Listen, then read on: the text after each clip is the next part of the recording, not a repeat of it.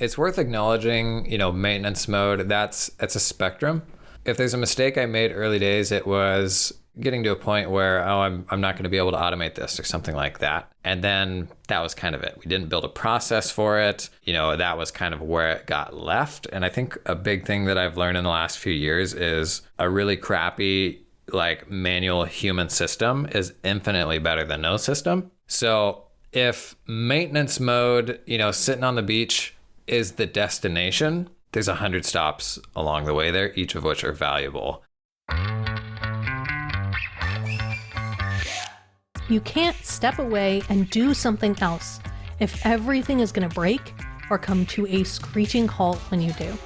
To be prepared for maintenance mode, you have to figure out how to get the behind-the-scenes systems to operate consistently without you.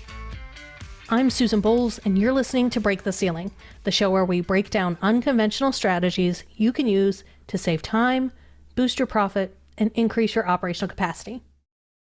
Part of preparing for maintenance mode is building strength and resilience into the systems and processes that you have. You have to figure out where the bottlenecks and the breakpoints are, and then figure out how to reduce the friction in the process and how to make it not require your intervention. In order to get your business into maintenance mode and to build a stronger business while you're at it, you have to be able to answer the question, what if I'm not here? What happens then? Ideally, the answer is that nothing changes. It doesn't matter if you're there or not.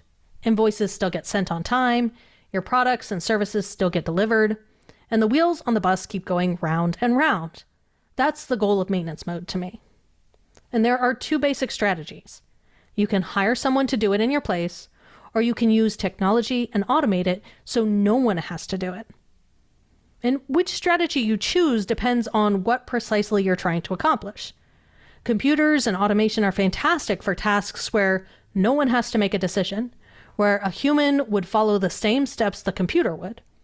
And hiring a person is great for more complex tasks where someone needs to take in some information, make a decision, and then take an action that couldn't be easily predicted ahead of time.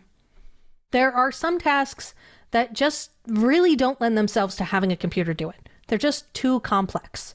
But most back-end administration of a business can be automated. For example, here's some stuff that's automated in my business.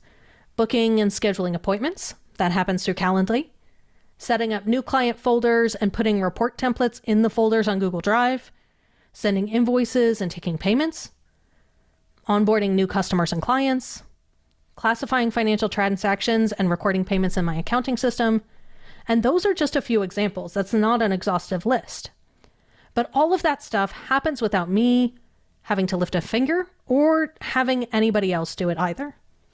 And that means that my business won't break if I'm not here for a little bit. And the other payoff is that even if I am working in my business, I have time to do other more interesting things. I could even start another project like my friend Jason did. Jason Staats is a CPA who's a principal at Brenner LLP by day and an accounting tech enthusiast by night. In addition to his CPA firm, he's also started Launch for Accountants, which is a newsletter and website with all the latest software launches. He's built Realize, which is a community for accountants, and he is currently launching a software product.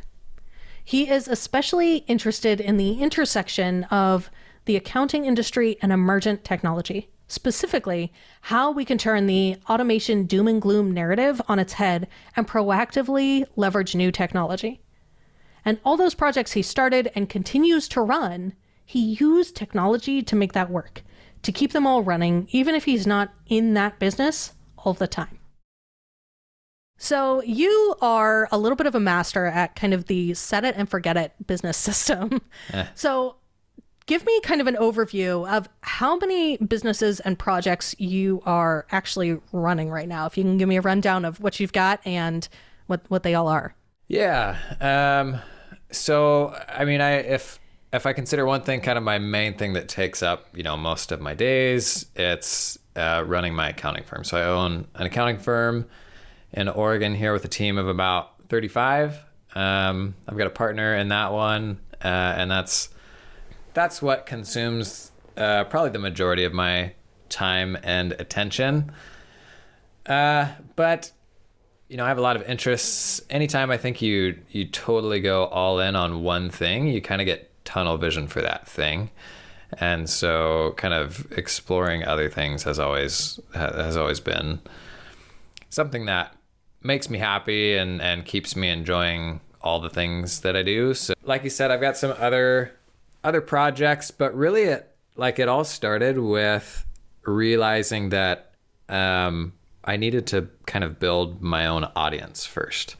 So last year, I really started engaging on Twitter with people, just kind of sharing what I know and things that would have been valuable to me. And honestly, like, we put kind of a box around, how we define businesses. But that's a big one. I mean, building your kind of personal following that will come with you, regardless of where you're doing the things that you do. That's arguably the biggest thing there is, I think. So that was kind of where it started, outside of my normal kind of role that takes up most of my time, was just sort of building an audience. From there, I went on to launch for accountants. So it's kind of like, I think of it like Product Hunt for the accounting profession. We feature kind of new tech launches inside of the accounting space, but also in the bigger kind of general B2B space, because all the tools that we use are not necessarily accounting tools. From there, I went on and launched Realize. It's a community for accountants. So accountants spend a whole lot of time doing the exact same things in parallel, solving the same problems for clients, working through the same headaches. And I think that's a great use case for community, because you can kind of come together and do that stuff together rather than everybody, perpetually reinventing the wheel on their own. And then most recently, we launched FinDaily, which is a SaaS app that is just about to go into open beta. That's a lot. And it is. As someone who is a end user of 3 of those things, I adore all of them. They're all fantastic. So you tend to use technology to help all of these new projects. You've got a lot of balls in the air, and you use technology to help put them into something that can kind of run automatically. It can run on maintenance mode. So can we talk a little bit about that? Maybe break down each venture or project and the main tools that you use for maintenance mode there. The first thing I'd say is, it's worth acknowledging, maintenance mode. It's a spectrum. I think if there's a mistake I made early days, it was getting to a point where, I'm not going to be able to automate this or something like that. And then that was kind of it. We didn't build a process for it. That was kind of where it got left. And I think a big thing that I've learned in the last few years is a really crappy, like, manual human system is infinitely better than no system.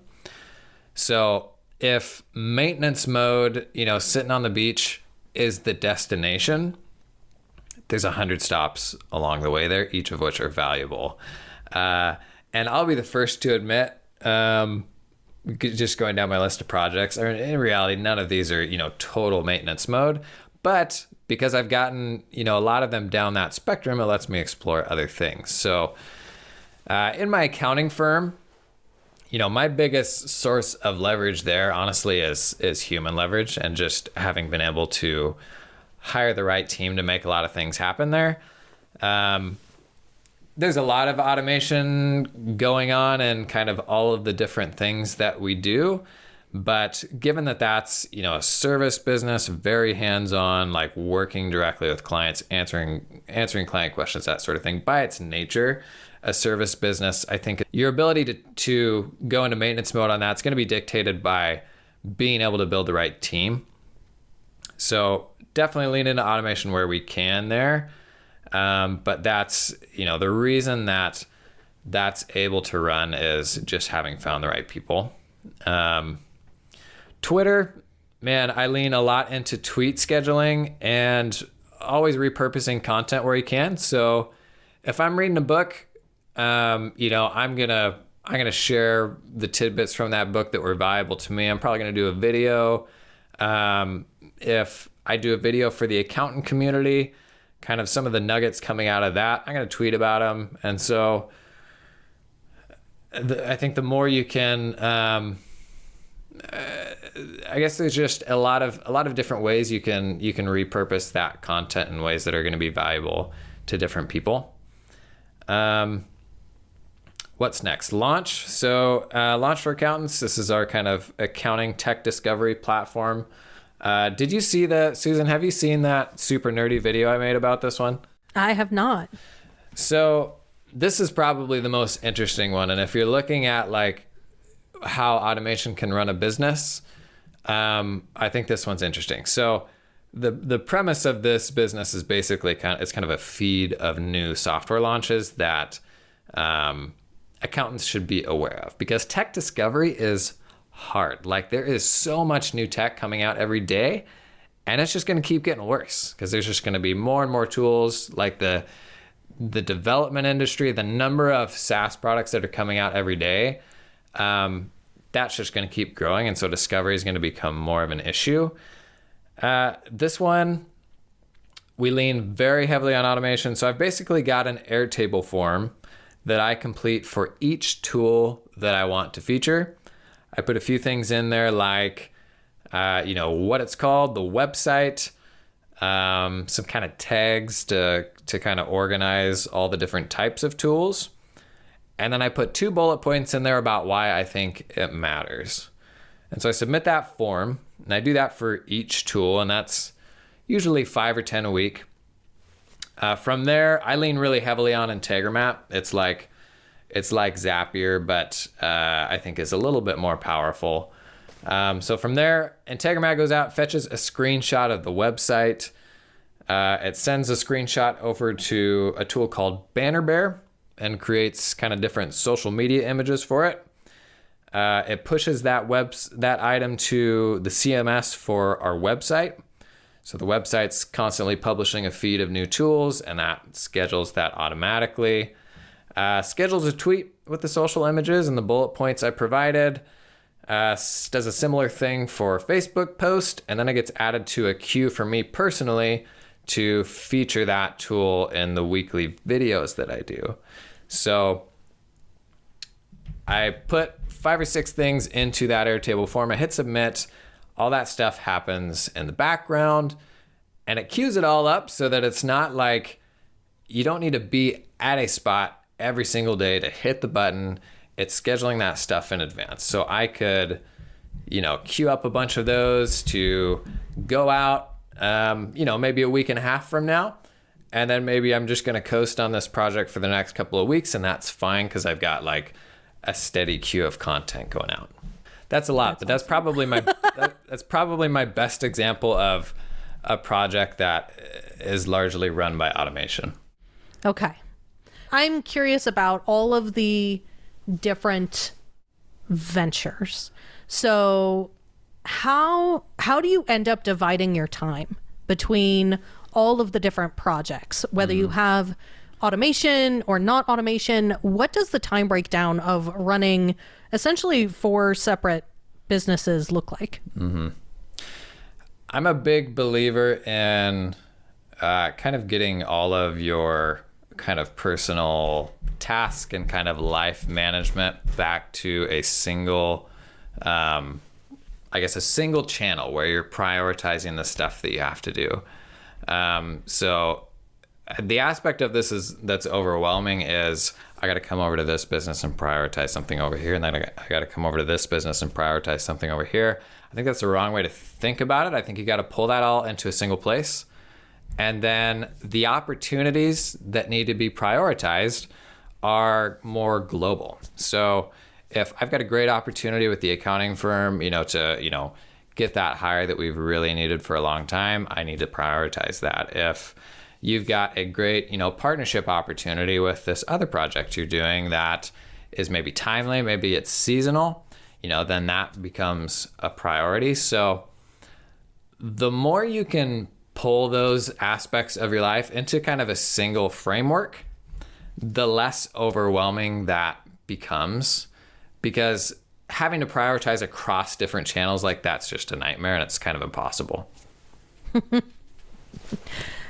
So what's your approach to making sure that each new project or venture or thing that you start can operate in maintenance mode? Do you have a system, a routine that you follow when you come up with a new thing to kind of get it up and running? Or do you customize it to each project? How does that process work for you? Yeah, I think this is probably different for everybody. For myself, where I'm at in this stage of my career, I've got my main commitment, and that is, my accounting firm and the team that we've got there, and, my partner there. That's the main thing I'm accountable to. So I have to be careful taking on anything that's going to conflict with that. And so what I look at is, when I pick up a new project, in general, it has to be something that is not such a commitment that I can't, decide to drop it one day, either because I'm not enjoying it, because there's more interesting things I can be doing with my time. So I think it's totally okay to be non-committal to projects. And so that means realistically, you probably don't want to go into these things with a partner that you're going to have to be accountable to, where, if you decide in 6 months it's not for you, you really owe something to this partner still, and maybe you end up feeling kind of trapped in something like that. So that's why, in general, on these things, I'm not taking in other partners. I'm really careful about any sort of long-term commitments. In general, I just don't do them. And then I'm always looking at, kind of what are my anti-goals? What are the things that I never want to, what are the situations I never want to find myself in? And so if I look at what success looks like in the future with this project, is it, working with customers one-on-one every day? Is it having to manage a big team of support staff? Is it going to take me to a place that kind of conflicts with my anti-goals? And I think those are different for everybody. The things I'm really avoiding are something I kind of touched on before, having to be in a specific place at a certain time. I want projects where I can kind of queue up content, have the flexibility to do that work when I have the time for it and the motivation for it and when I want to do it, rather than having, this calendar that's perpetually filling up with all of these different projects. And in general, I avoid kind of one-to-one work. So I'm looking for ways to leverage everything that I do more kind of one-to-many.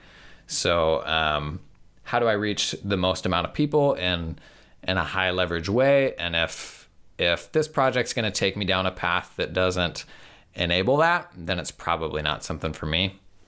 That totally makes sense. So here's kind of the opposite, I guess not necessarily the opposite, but when you are thinking of a new project, how do you decide what's worth pursuing and building, and what is a shiny object that's just distracting from your overall ability, your overall capacity to do stuff? Yeah. But I think about projects less on the kind of business vertical and more so on the, what are the skills that I'm developing that are going to benefit me long term? So, for example, last year I decided I really wanted to lean into video, because video is, such a high leverage ability to kind of develop, and it has so many applications. And I was so bad at video 12 months ago. And so I was looking for, how do I start a new venture in a way that's going to encourage me to keep kind of building compounding stacks of skills. So that's one thing that I always look for in a new project. Is it going to teach me something new? And for me, Launch for Accountants was that. It forces me to publish a video every single week. And so I'm sitting in front of a camera. I'm iterating on my camera setup and how I do videos. And I'm building this whole video workflow. So now when I sit down and record a video for 10 or 20 minutes, it goes off to another team automatically who's doing the editing and the publishing and all that stuff. And now I've got this really nice workflow that I can use in this business and in other applications as well. So the same thing happened with the accountant community. I think 2020 was kind of like the year for communities. And I think in any profession where a bunch of people are doing the same things in parallel, communities become really powerful. And this was just a way for me to learn about communities and like what it's like to actually run a community. And so I launched the accountant community knowing that for me and what I do every day, this has value. But a side benefit I'm going to get from this is I'm going to understand communities better and be in a position to kind of see opportunities for those in other applications, whether that's in my accounting firm working with a specific niche, if that's, working with the clients in my accounting firm that may benefit from a community. So I think more about, at this stage of my career, what's going to be a really high leverage skill I can add to what I already know. And oftentimes I'll look for projects that are going to take me down that path to develop that skill. That's a really interesting perspective, because most of the time we get told that, anything that is not focused 100% on the thing that we are building is not valuable, that it's a distraction, that it's, we spend a lot of time as business owners, I think, trying to turn off our affinity for shiny new things. We like shiny new things. They're fun. They're interesting to build. And I love the idea of shifting that to be really a personal development tool. Yeah. Yeah. I mean, because if you come at running a business from the standpoint of wanting to get it to maintenance mode, which is not how most people start a business. Most people start out because there's a thing that somebody will pay them to do, and they're going to do as much of that as they possibly can. And eventually they hit their ceiling, like everybody does. But then you kind of become captive to that business because you're the secret sauce. And how are you going to train your clients off of you being that secret sauce? So the earlier you can look at a project in terms of, is this something that I can hire the right person for? So that notion of needing to hammer on that thing that is driving your business forward every single day, somebody's got to do that work. And maybe it has to be you, but I look for business opportunities where it doesn't have to be me. So, launch for accountants, that's a lot of sales work. It's a lot of Zoom calls with people launching apps that want to advertise and stuff like that. But that's something that I can make a framework for and hire somebody into. So now I've got a guy that's doing a killer job with that, takes all those Zoom calls every week about doing ads that I just don't want to do.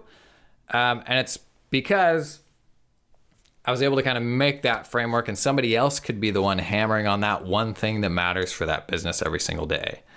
So I think most entrepreneurs, when they go down that path for the first time, and I'm absolutely in this boat, you're doing whatever you can do to build that business. And it usually means you're the secret sauce. And so when I take on these additional projects, I'm very hesitant, starting out to say, I don't want to be the one that has to be hammering on kind of the core purpose of this business every single day.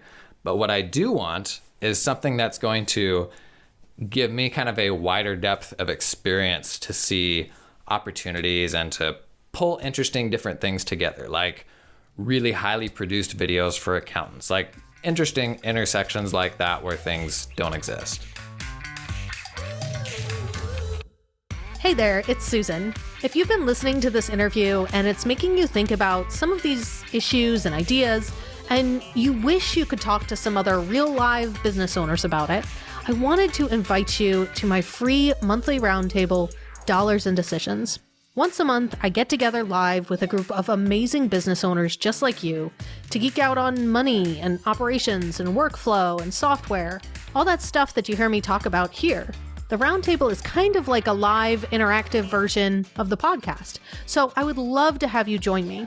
To sign up for the next roundtable, head to scalespark.co/dollarsandDecisions, no spaces, no hyphens, or you can just click the link in the show notes. Hope to see you there. So you mentioned hiring people. Talk to me a little bit about what the team looks like for each one of these projects. Sure. So the accounting firm, that's a team of about 35. That's big, so that's probably the messiest one, but that's a mix of people who have been at the firm for a long time and a mix of kind of newer folks, many of whom are non-accountants who are super talented in their own right and more kind of are driving the business in the more general sense, not necessarily in the like technical tax sense or something like that. So I think the secret for that team, because there has been such a shortage in that profession of people you can pick up, the secret there has been just picking up non-accountants, talented people who can do a lot of non-accounting things like payroll and stuff like that and still give a really, really good client experience. But they're not people necessarily that even have the traditional expertise you would expect. For launch, I've got a developer that I work with on kind of putting the things out there that are over my head, like the website, that sort of thing. Kind of building the framework that I'm able to automate off the back of. So he's going to be the one to build the website, making sure all that stuff is working correctly. But I'm the one connecting to the CMS, pushing content in there automatically on an ongoing basis, that sort of thing. And then in that project, we've got a head of partnerships as well that's taking the calls with the people that want to advertise on the platform. In the accountant community, I've got a few people that I've pulled in that kind of build content within the community. So we've got like a news aggregator of content that's most important to accounting pros so that they can very easily spin that out into like a newsletter for their clients, that sort of thing. So inside of the accountant community, I'm looking for opportunities to pull people in and build shared resources that everybody can benefit from so that there's more, there's just a lot of kind of valuable things happening inside of the community that people can lean on. And then for FinDaily, I've got a technical co-founder, the same guy I'm working with in Launch for Accountants, who's working on the product itself. And then me with my audience and my kind of connections in the profession, I handle kind of the marketing and kind of connecting the dots for people where there's good opportunities for that tool. What does a normal week look like for you? Is there a normal week? How do you? Probably not. It's it kind of comes back to like that centralized framework of what's the highest priority thing that's happening across all of your projects right now. So right now, realistically for me, it's probably two things. It's we're starting 6-month mastermind groups in my accountant community, and the signups end at the end of this month. So I'm building content around that. So, a video, yesterday I did a video that highlighted, 18 reasons why people said they've signed up already. And I'll put that video out on social and a couple of different places just to drive signups to that project in the next couple of weeks before it closes. Similarly, in the accounting firm, we've got, a lot of COVID relief items that we need to get on top of now that we're kind of getting through the worst of the tax reporting this year. So that blast that goes out to clients and kind of the onboarding workflow for people that want to engage us to do, their employee retention credits and stuff like that. This is the time for that because we're kind of getting over the hump on initial tax season. And that's a big opportunity for our business to generate a lot of work for being kind of a managed COVID relief solution for our clients. And so those are two things that are kind of hot front of mind right now. Last week, I hired a guy off of Twitter. The week before, I saw that. a member of my accounting team took another opportunity. And so that, all of a sudden that became a priority. And so I kind of started shaking that tree and working through my online network to find the right person to plug into that role. And it came together in like a week. And that was, really exciting, but every week's different, honestly. And that's why I like it. is I'm kind of touching different things each week as things become priorities. And I think you're more or less doing that in any business. If you're working on a single project, you're probably doing the same thing. But like I said, that notion of like getting to maintenance mode, that's a spectrum. And the further you can move your projects down that spectrum, the more it gives you the flexibility to work on kind of these different projects that are going to develop you personally into building these kind of complementary skills. All right. So we covered a whole bunch of stuff there. Is there anything you think that we should talk about that we haven't, either about using automation tech or just generally about maintenance mode and figuring out how to put a business into it? I'd probably reiterate two things. So I'd probably reiterate the importance of building your audience. Your audience, the people that think the way that you do, you're going to attract those people the more that you write online. And those people are going to follow you to whatever you decide to do. And that is an absolute superpower. From being able to hire somebody at the drop of a hat to being able to launch a new product and immediately having your first 100 customers, that is a superpower that's incredible to have. And so when you're taking on projects, when you're deciding how to spend your time, think, is this project going to increase my reach? Is it going to allow me the space to still build content to grow my audience? Because that's kind of, for me personally, like that's the foundation driving all of my projects. So that's very important. That's something that you can lean into automation on, from scheduling social posts, automating that across multiple platforms, repurposing content. It's also something that you can hire help for. So, right now I've got a big pool of content stuff I've done, and I can hire, a manager to come in and help resurface some of that content, present it in different ways. And that way I'm not, like reinventing the wheel every single time I'm sending a tweet or something. I'd say the other thing to reiterate is focus on the projects that are going to develop your personal skills. So think less on the business dimension, having this new business, this new project, this new entity, and think more on the personal development spectrum. So what is another skill that's really complementary to the things that you already know? And like Susan, I think you're a great example of this, is you've got a killer podcast, not because you have some like mystical podcasting knowledge, but because you have this really unique background and skill set from the things that you've done so far, and you can flip a switch and overnight have a really interesting podcast. And that's not possible unless you've got like a really interesting complementary skill set.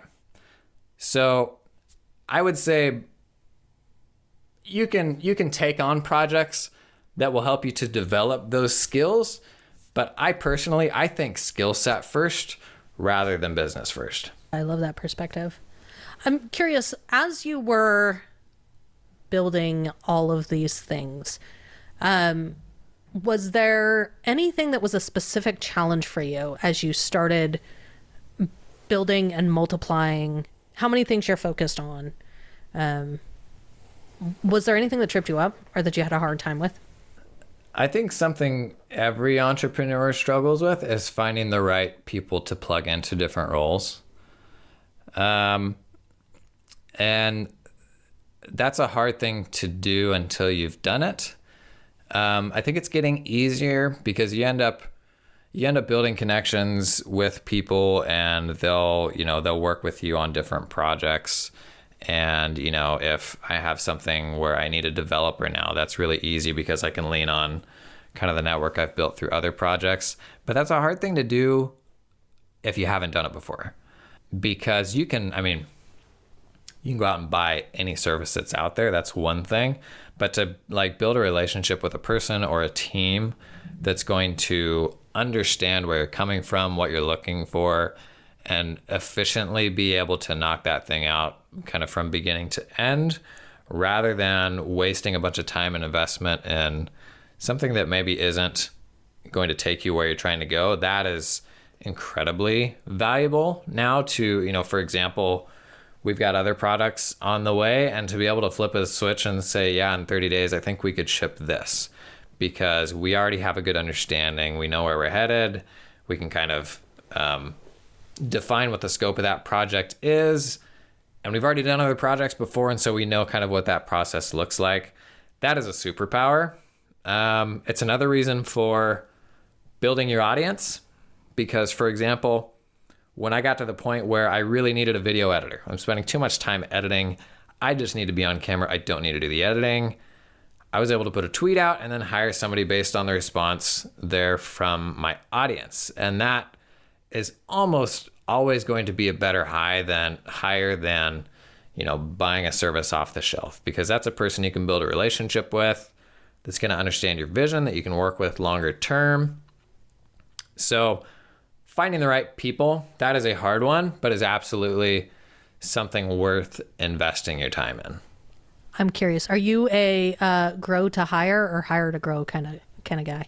Did you hire for your projects before the revenue was there to support them, or did you wait until you were generating enough revenue on your own to outsource some of the stuff you were doing? Yeah, I'm probably a hire to grow person, because if I take on a project, I'm always thinking, is this going to demand everything of me? And if so, I'm probably not going to do it. I'm always looking for that framework where you can plug somebody in and it's going to be relatively easy for them to be successful in it. And so for me, actually, across all of my different projects, really all but one of them, maybe two of them are pre-revenue. And so, the accountant community, that's making good money, and that finances the bulk of the other projects that we're doing, some of which we think will be bigger than the community someday, some of which, I don't know, we'll see. But in virtually every case, I'm hiring that support before that company's profitable. And you have to see a path to profitability, and you can get creative with that. Like if you have somebody doing sales, you're not going to pay them a salary. Their pay is going to largely be based on commission, so that you're kind of in alignment on the goals there, and you don't have a big potential financial outlay if it doesn't end up working out. So there's ways to kind of temper that, but I think I'm probably hiring out ahead of that growth, both because we have the flexibility with some projects being profitable, but also because I'm always looking for a project that someone else can kind of be taking the helm on as early as possible. Yeah, that makes sense. Anything else before we go ahead and wrap it up? Find things you enjoy. I wouldn't be doing this if it wasn't super fun for me. This is not fun for everybody. There's definitely people that it's more fulfilling for them to go deep on one thing, and that's what they do. But for me, I follow the skills, and I follow what I think's going to be fun.